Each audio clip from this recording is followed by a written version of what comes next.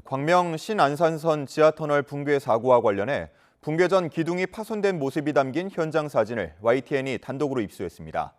사고 초기엔 기둥 균열로 알려졌지만 실제로는 이미 기둥이 파손된 상태였는데요. 취재해 기자 연결해서 자세히 들어보겠습니다. 표정우 기자 전해주시죠. 네, 저희 YTN은 시공사인 포스코 ENC 측에서 국가철도공단에 제출한 최초 상황 보고서를 단독으로 입수했습니다.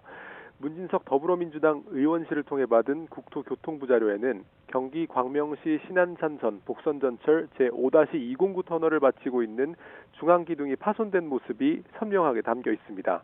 공사 내부 사진을 보면 아치형 터널 중앙부를 지탱하고 있는 콘크리트 기둥들이 여러 개 파손됐습니다.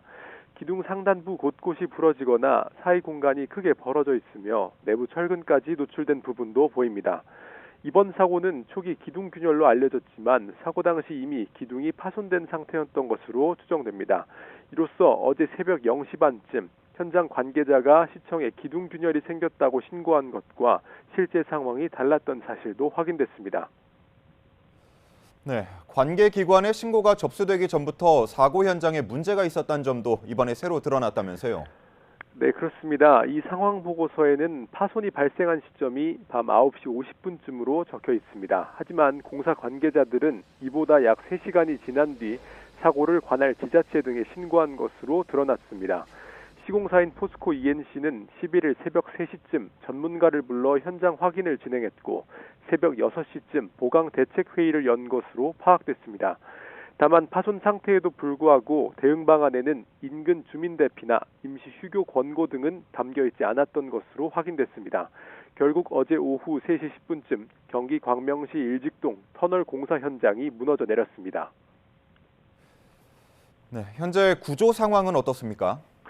네, 이 사고로 작업자 2명이 실종되면서 소방과 지자체 가구도 구조 작업에 나섰는데 이 가운데 20대 작업자 1명이 오늘 새벽 4시 반쯤 지하 30m 위치에서 구조됐습니다.